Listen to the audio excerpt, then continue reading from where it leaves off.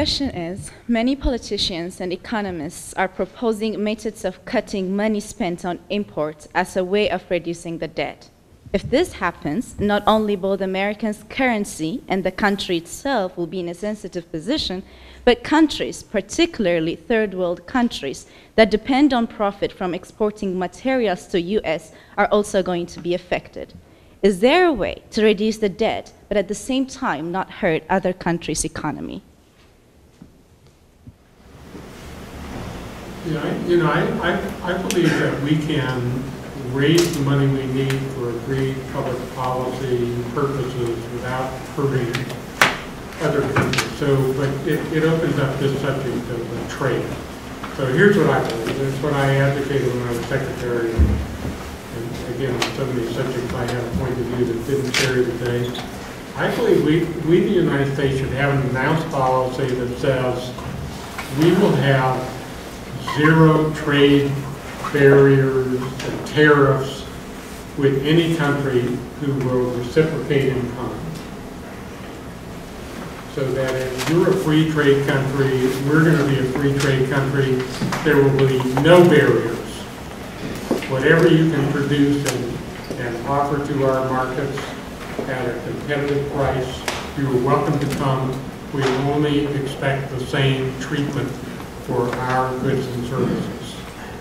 Because I do believe free and open trade is an important way for us to go forward. So put us in context, right? We're 330 million people. Hey, we're a small fraction of the world population, right?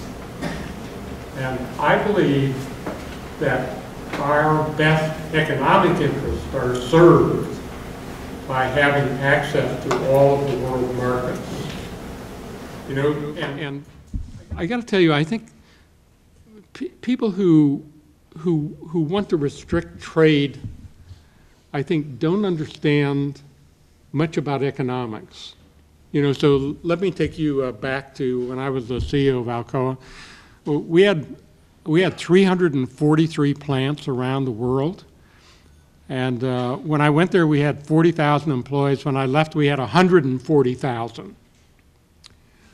And part of that, a substantial part of that came from taking our money, our capital, and building plants in countries that needed aluminum and creating jobs in those economies and using our technology to establish our presence in other places in the world. Right? It seemed to me the perfectly correct thing to do to help people have access to an important material every place in the world, and not to be in a position where we had to go and get Congress to bar other people from sending material into the U.S. economy. It made no sense to me at all. And it worked, you know, and I think ever more, because we are such a small fraction of the world, we need to view the world as our market, and we need to be prepared to compete, which I believe we can, on our own economic basis, which I think we can do successfully without trade and tariff barriers. Again, it's a much better world than one where we have a handful of politicians in Washington decide what we're going to do. So I'll tell you, I mean, you know, I was forever getting myself in trouble. So they came to me and said, the vice president's office called and said, there's a congressman in Oregon who wants us to impose a tariff on pears from South Africa because they compete with pears that are grown in Oregon. And so I said, well, you know, I just got back from Africa, including South Africa, and the president's been making all of these remarks about free and open trade, and how the hell can we be in a position where we're going to impose a tariff on people who want to fairly send product into our markets at a competitive price? How can we have it both ways? So I said, you know, if we're going to impose a tariff on pears in order to get some vote from some senator in Oregon, I quit. You know, so eventually I said it too many times, right? But it's how I feel about it. You know, I think there are principles, and if we could live by principles that stand the test of time, we'd be in a different place.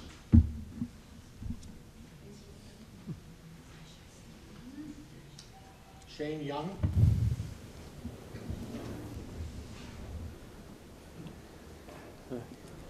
Does the apparent inability of the Democrats and Republicans to cooperate in creating an effective means of reducing the debt imply that there is an inherent flaw within the bipartisan system that is currently used, or within the American form of representative democracy itself?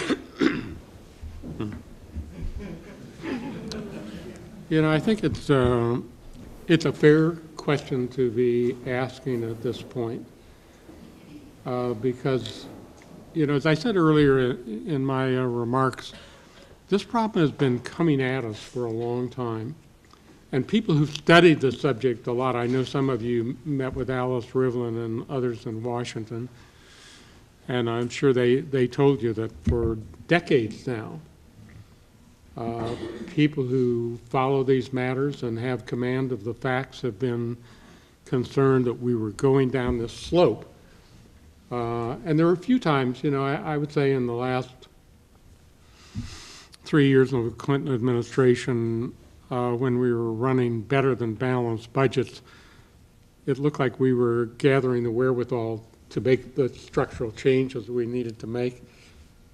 But for a very long time, you know, if you take those arguably 3 years in the Clinton administration, you have to go back to 1969 to find the last previous balanced federal budget, even with the funny way we keep the numbers, right? So from 1969 until 1997, we always ran a deficit. And, you know, people are shocked to know that during the 8 Reagan years, we had a deficit every year. You know, some romantics who don't know about facts have some idea that somehow during the Reagan years we were making headway, but in fact we were kept adding to the debt by running deficit every single year Ronald Reagan was president. So I don't know, you know, I think there's a prospect out there of enough people getting concerned and getting sufficient command of the facts that maybe an organization like the Tea Party could morph into something that's a lot more broadly based and much less ideological, and really attuned to the idea that we need to insist of the people we elect to Congress that they're going to work on these structural problems.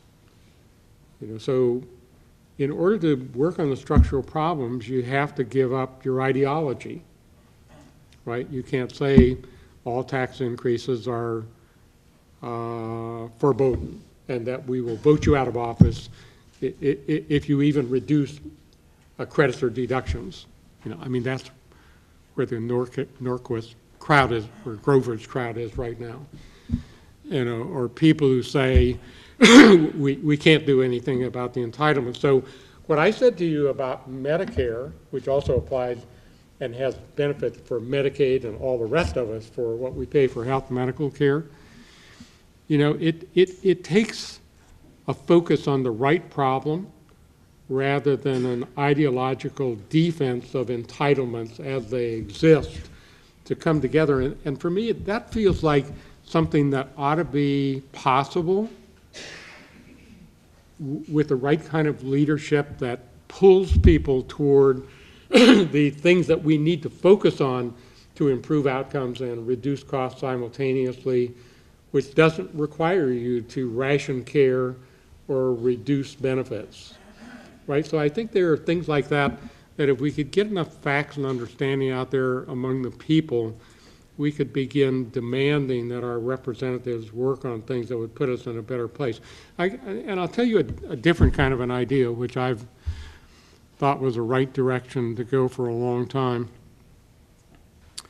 I believe that in a just society, that it should be true that senior citizens have financial security. And in a broad way, that was the underlying idea of Social Security. You know, when you get to be of an age, you shouldn't trade work for poverty or, you know, living under a tree or something. That was the idea. You know, and for me, I think that's an appropriate idea, but I think there's a better way to give effect to that idea, which is this. I actually have done the numbers.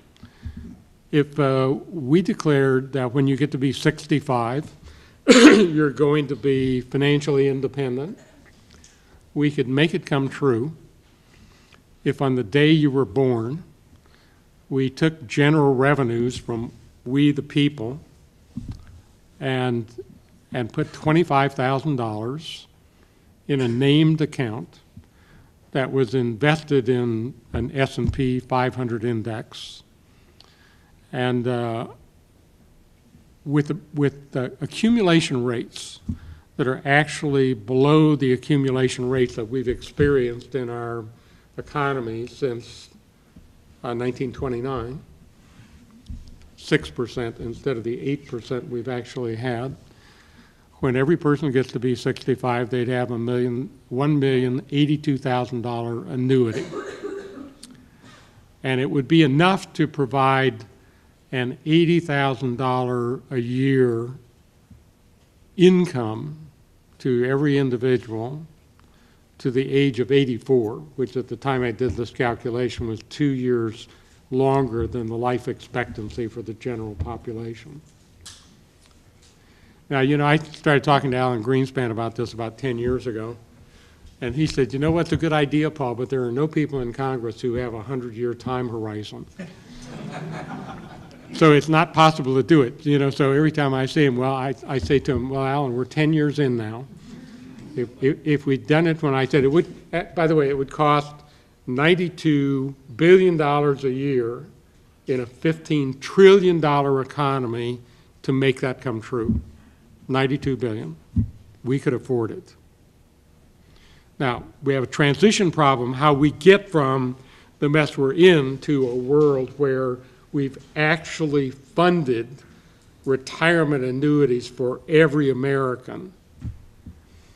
But it would be a better way of dealing with what I believe should be the obligation of a civilization to assure that its older age citizens have financial security. All right, thank you.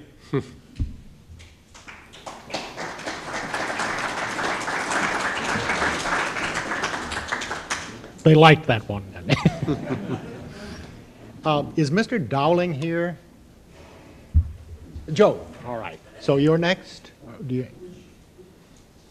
Okay. You have two parties right now. Yes. And you have a conservative and a liberal.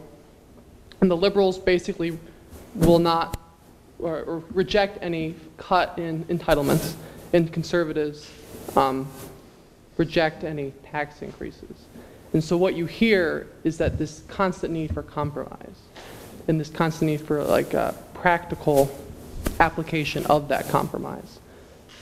But is there any credence, is there any idea that the right policy to follow is an ideological position, or is compromise always the right way to go? Is compromise always the product of the good, or is a singular ideological position, does that have some kind of say? Can they have a say to what the right policy should be going forward? And do they have the right to stand the ground on that or not? You know, so I'm looking here at the announced title, Debt, the Disconnect Between Rational Behavior and Political Systems. If you can't tell, I believe that the highest possible attainment for a society is based in rationality. I would submit to you that the ideologues on both sides don't live in a rational world.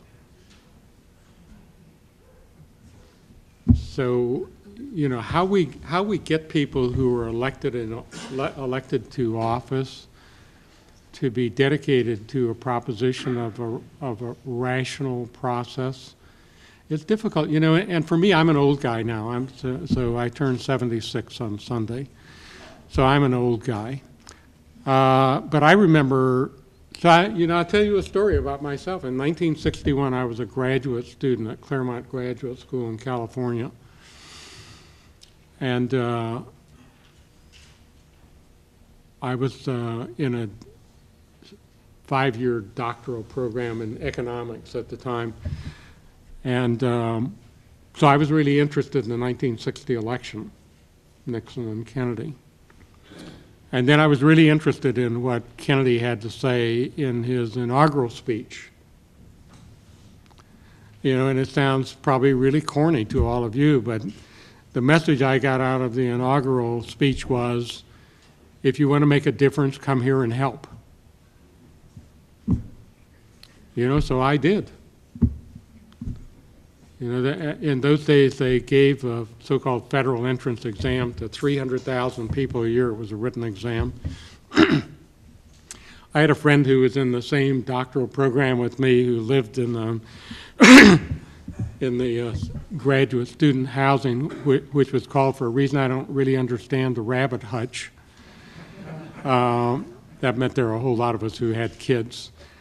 And he came around one day and he said, I'm going to go down and take this federal entrance exam, but the reason I'm going to take it is because there's something called a management intern option.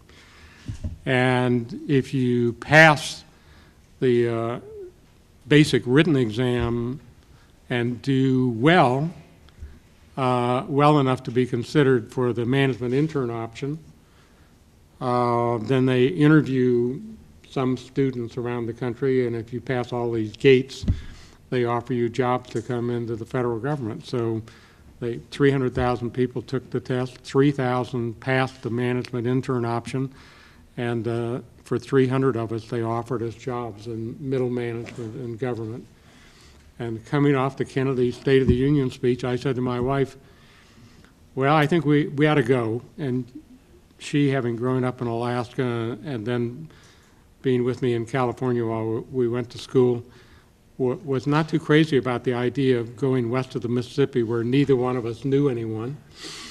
But I said, well, we'll just go for 18 months, you know, and then we ended up being there the rest of our life. Not all of it in Washington, but in those days, I have to tell you, I think we were a country that, first of all, believed that if we could properly characterize any problem, we could solve it. You know, it was probably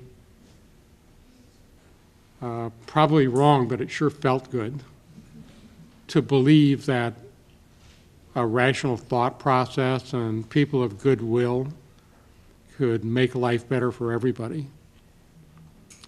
You know, so it's 50 years ago, and most people have forgotten, and they have their own characterization of the Johnson administration, which is all bad and about Vietnam. But if you go back and look at Lyndon Johnson's first State of the Union speech, it's where he opined our goal should become the Great Society. And he got harpooned for that and lampooned as though, you know, he's just simple-minded to believe we should set our goal to be the Great Society. It had a lot of appeal to me.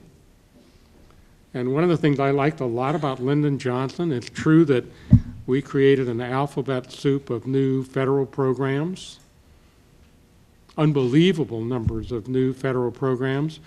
But Lyndon's idea always was to try things, and if they didn't work, to stop doing them. He didn't intend for them all to last. He wanted the ones that didn't work to go away. You know, so in a way, he was a continuation of the Kennedy spirit. And again, some of you are old enough to remember Richard Nixon, the progressive. You know, younger people will remember Richard Nixon, the president who had to resign because of Watergate.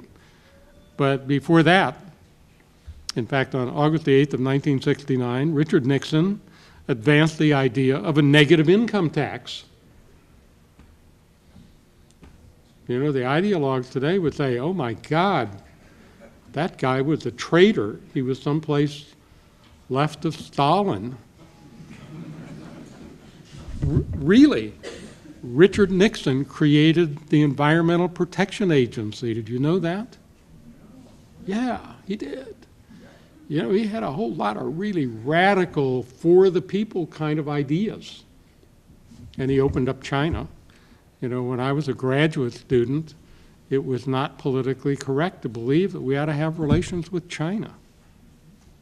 You know, so why am I telling you about Kennedy and Johnson and Nixon and then Ford, who was one of the great human beings of all time, you know, who got characterized as the guy who couldn't come down the stairs without falling on his knees, was one of the most principled people I ever met and worked for in my life.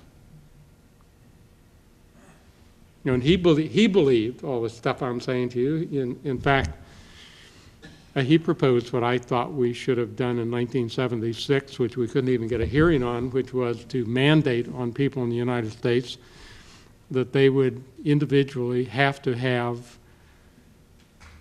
a catastrophic health insurance coverage, with catastrophic being defined individually, so that if you had a lot of money and you wanted to have $1 million deductible, God bless you, go right ahead. As long as you could actually pay the $1 million, who cared? And for those people who had nothing, that the rest of us would in effect buy them a first dollar coverage, so that if their kid got strep in the middle of the night, they would have financial access. Gerald Ford proposed that, right? These are in the days when we still believed that a rational political process could generate ideas and enact them and change the country for the better. You know, and along the way, I guess I would say probably major point of tipping into a different kind of a thought process, and I think maybe inadvertently, in a way, with some of the things that Ronald Reagan said. If you read everything that Ronald Reagan said, I would say he would not sign up for a whole lot of the stuff that ideologues are now claiming in his name are the right thing to do. He would not sign up for those things. He was there during the Bill Bradley-led last important tax reform, right? And you know, I think when George H.W. Bush was there, he was a moderate. He was not an ideological person. He cared a lot about education. He also was one of our most informed foreign policy mavens as a president. You know, so I have to tell you in truth, often when I would go in to see him about educational policy things, he'd let me talk for about 10 or 15 minutes, and then he'd say, but Paul, I want to talk to you about what's going on in Libya. You know, because he really did want to talk about the foreign policy stuff. He cared about education. He created, some of you may not remember, he created the 6 national education goals, unfortunately none of which we've achieved. But you know, it really began to get bitter and negative in the early 1990s and more ideologically divided. And so, you know, the thrust of what I'm saying to you is we're not far away from a more rational world. And I don't honestly know how we get back to that more rational world. But I have to tell you, I'm worried a lot that if we don't start edging back in that direction, that we're going to be stalemated on these important issues we've been talking about today, and we're going to hit the wall. You know, so the system is going to stop functioning the day that people say, I'm not willing to take U.S. debt because I have a substantial doubt that you can pay your interest bills. I'm not saying that's coming tomorrow, but if we don't right our act we're going to get there. Thank you. Yes. Can you describe your trigger proposal a little more? Would it just be on the spending cuts side or revenue side as well? I know it didn't go far, but... Yeah, it would actually be triggered by distance from a balanced budget. So here's a principle I tried, I articulated when I was Secretary of the Treasury, that as a nation, when our growth rate is greater than 2.5% GDP, that we should always run a surplus. So that when we have cycles where our GDP is below that or even negative, we can afford not to raise taxes because we've saved enough money and created enough room on our balance sheet so that we can afford to run a deficit and borrow money because there will not be a doubt about our ability to pay the interest cost of the debt. And if you look at our economy, you pick your star, over a 100-year period, if we had always been in balance when our economy was doing well, we would have had no trouble having savings, probably even negative savings, during the periods when our economy was not doing so well. So there's some other companion pieces to that. Is it okay for me to do this? Yeah. You all know about the DoddFrank, the famous financial reform bill that was passed by the Congress last year, 2,500 pages of new financial regulations. The VOCA provision itself is already 350 pages and still nobody can figure out what it means. And so while they were in the run-up to this new piece of financial regulation, Senator Corker from Tennessee called me and he said, I know you're paying attention to what we're doing. What do you think? And I said, at that point they only had 1,500 pages in the draft bill. So I said to him, well, Senator, I think you only need 2 pages. You don't need all those other pages. So the first page should say, from the date of enactment of this bill, it shall be illegal in the United States of America for anyone to give or receive a home mortgage without a 20% equity down payment, and the 20% shall be forever stapled to the mortgage so that it can't be diluted by financial engineering and derivatives and CDSs and CDOs and all the other magic that we've invented to basically put ourselves and our system at risk. So I said, that's the first page. And even the way you guys write stuff, you should be able to get it on one piece of paper. And the second page should say, for every institution in the United States that is a financial institution, even if they don't admit to being one, like General Electric Capital, they shall be required to have a 20% reserve in liquid assets so that the system will never, ever again be in danger, even if an individual firm consumes the entire 20% reserve. The whole system will be protected because we can deal with one-off defaults like the MF Global thing that happened with former Senator Corzine the last month or so. So Senator Corker said, to the point about ideology, well, that's right, Paul, but we can't do that, right? So they know. There are some people who know, and even people who know under the current circumstance do not have the political will or traction to insist on what they know is right. That's a bad situation. So there are some people who say, oh my God, if we have 20% equity down payment rule, a lot of people won't be able to buy a house. Well, it means they can't afford it.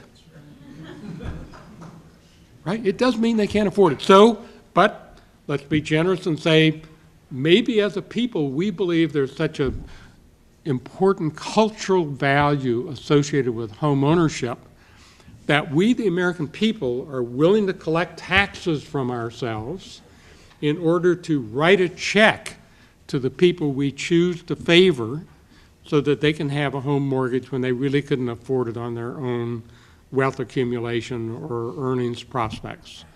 If you can get half of the people in the Congress to agree you want to do that, go ahead. It's okay with me. You know, it's not that I want to have a punitive cultural system, but it's so important that our financial system be able to function and not be at risk that we need to stop telling these lies to ourselves that it's okay to have a $500,000 house without assets or income. That's what we basically did. We can't do that.